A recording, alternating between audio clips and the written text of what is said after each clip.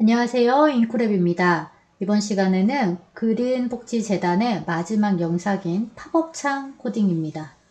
네, 이제 하나만 남았어요. 우리 힘을 내겠습니다. 팝업창이 이번 팝업에서는 모달 레이어 팝업이라는 것이 나옵니다. 또 기존에 했던 거하고 또 방법이 다르죠. 문제를 보고 우리가 구조를 조금 살펴보겠습니다. 자, 팝업은 공지사항의 첫 번째 컨텐츠를 클릭할 경우 모달 레이어 팝업이 나타난다고 했습니다. 레이어 팝업 내에 닫기 버튼을 누워서 클릭하면 해당 팝업 창이 닫힙니다.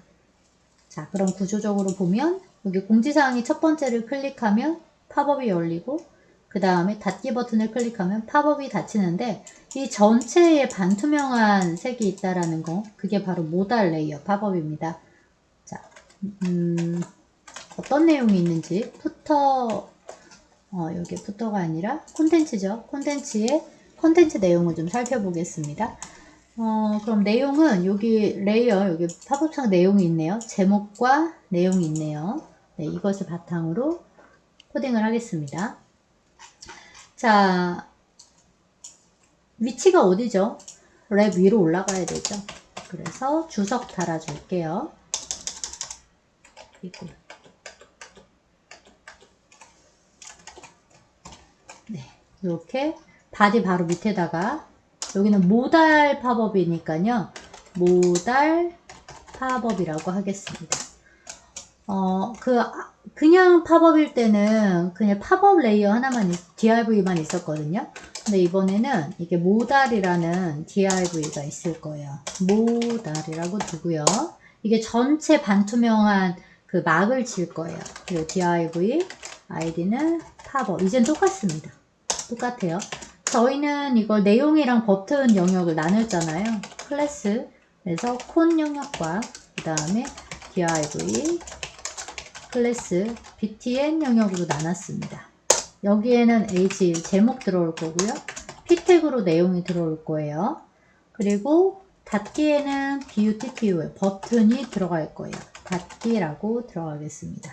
메모장에서 이제 제목 복사하고 제목에 넣어주고 내용은 단락이 2개네요. 그럼 p 태그가 2개란 얘기거든요. 그래서 이렇게 넣어주고 정리 꼭 하셔야 됩니다. 해주고 그 다음에 또 p 태그 넣어주고 그 다음에 내용은 2개의 단락이었으니까 2개로 넣어보겠습니다. 그래서 꼭 들여쓰기 정리하시고요. 만약에 여기에서 줄바꿈을 하고 싶다면 중간중간에다 br 태그 넣으세요. 그래서 br 태그 넣어서 줄바꿈 하셔도 좋습니다. 브라우저 테스트를 해보면 위에 올라오는 거 맞죠? 이제 CSS로 모달 팝업을 만들어 보겠습니다. CSS고요. 우리가 푸터 밑으로 내려갈게요. 푸터 아래에 모달 팝업입니다. 팝업이고요. 모달이 있고 모달 안에 팝업이 있습니다. 그리고 그 안에는 콘 박스가 있고 디테일 박스가 있죠. 사이즈는 여러분 여기 모달은 좀 이따 하고 팝업의 사이즈는 그 비율을 계속 같은 걸로 했죠. 600에 400 그리고 가운데 배치가 됩니다. 네, 기존에 디자인했던 거하고 똑같이 할게요.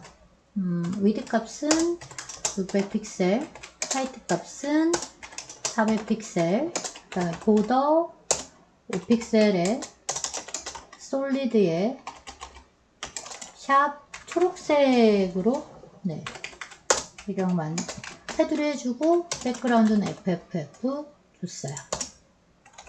보더 레디어스 줄까요? 보더 레디어스를 20픽셀 정도 주겠습니다. 브라우저 테스트 하면 이렇게 박스 만들어지죠. 이제 그 안에 내용 디자인 할게요. 똑같아요. 일단 하이트 값을 얘는 300 줄 거고, 그 다음 bt에는 하이트 값을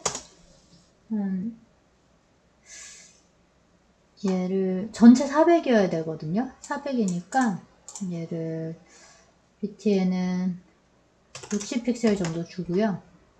그 다음에 여러분들 내부적인 우리 패딩 값 줘야 되잖아요. 패딩 값을 30픽셀. 그 다음에 항상 패딩이 들어가면 박스 사이징을 보더 박스 줘라 라고 했습니다. 그러면은 실질적인 건 높이는 340이거든요. 340이니까 280, 40 해서 380 이렇게 나뉘었어요. 자, 이제 안에 문자 디자인 하겠습니다. 코온일의 H1 태그에서 폰트 사이즈는 36픽셀, 컬러는 여기 어두운 컬러 줄게요. 그리고 마진바토 아래쪽 옆에 약간 줄 거예요. 이렇게 들어오게. 너무 크다 싶으면 사이즈 조금 줄이세요. 32 정도로 줄였습니다. 자, 이제 내용이에요. 내용은 P 태그가 2개 있었거든요. P 태그. 그래서 폰트 사이즈는 16픽셀. 마진 바텀은 20픽셀. 그 사이도 이렇게 여백을 주겠다는 얘기죠. 조금 더 키울 수도 있어요. 그래서 얘를 30 주고 너무 키우는 것도 안 줄 것 같아요. 폰트 웨이트는 600 정도. 약간 두껍게 주는 게 좋을지 그건 판단하시기 바랍니다. 웨이트는 안 주는 게 좋겠네요. 400이 기본값이거든요. 이렇게 적용했습니다. 가운데 정렬하고 싶다면 어떻게 해야 될까요? 전체 콘에다가 주면 텍스트 라인을 센터를 주면 그게 정렬이 자식 요소는 다 잡혀요. 다 잡히니까 이렇게 들어오고요. 중간중간에 여러분들이 너무 문장이 길어서 BR 태그를 주고 싶다. 이럴 경우에는 이렇게 주셔도 괜찮습니다. 이렇게 문장이 정리가 되죠. 자, 이제 닫기예요. 닫기는 이게 BTN 안에 있는 BU TTO에 해당하고 일단 패딩을 10 상하는 5픽셀 좌우는 20픽셀 적용해 보겠습니다. 브라우저 테스트 해보면 이렇게 닫기 버튼 생기죠. 그리고 이 닫기를 가운데 배치할 거예요. 얘도. 그럼 그 부모 앞에. 지금 여기에 콘에다가 텍스트 온라인 센터를 줬기 때문에 가운데 정렬이 다 됐잖아요. BTN의 박스에도 센터를 주면 이렇게 아래로 들어옵니다. 자, 이것을 이제 우리 화면 가운데 배치할 거예요. 그거는 이 팝업의 포지션 속성으로 배치를 해야 되잖아요. 포지션 absolute. left는 50%예요. 중앙. 그 다음에 탑도 50% 주면 여기 들어와요. 여기에. 여기가 센터의 시작점이거든요. 근데 그거를 여기 정중앙에 배치해야 되고 화면 맨 앞으로 와야 되잖아요. 자, 기억나세요? 트랜스폼의 트랜스레이트 마이너스 50% 콤마 마이너스 50% 주면은 중앙이 돼요. 근데 겹친 순서가 너무 지금 당황하셨죠? 뒤에 있는 거 Z인덱스가 이래서 꼭 들어가야 된다는 겁니다. Z인덱스를 맨 앞으로 꺼내야 되니까 기억나세요? 첫 번째 Z인덱스 가장 높은 값 몇 줬었는지 우리가 GMB에 여기 Z인덱스 200을 줬어요. 그쵸? 그냥 단위를 1000으로 줄 거예요. 제일 앞으로 와라 해서 1000. 그리고 여기 앞으로 와요. 여기까지는 그냥 레이어 팝업이고요.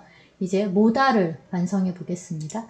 모달은 이 모달의 일단 위드 값이 100%. 그 다음에 하이트 값이 100%예요. 그리고 백그라운드는 반투명해야 되니까 RGB A고요.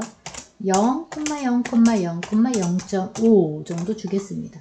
그럼 여러분들 여기에서도 좀 세부적인 속성 갈 수 있겠죠. 네. 근데 이것을 화면 배치했을 때 앞으로 와야 되니까 여기도 마찬가지예요. 포지션 레프트 탑이 들어가는데 레프트 탑은 0에 0으로 왼쪽 상단을 기준으로 들어갑니다. 브라우저 테스트 해볼게요. 이렇게 들어와요. 근데 어떻게 맨 뒤로 가야지 여기 내용 Z 인덱스 한 것들이 위로 올라와 있잖아요. 근데 여기 팝업 창 바로 뒤로 와야 되거든요. 그래서 여기도 Z 인덱스가 들어가요.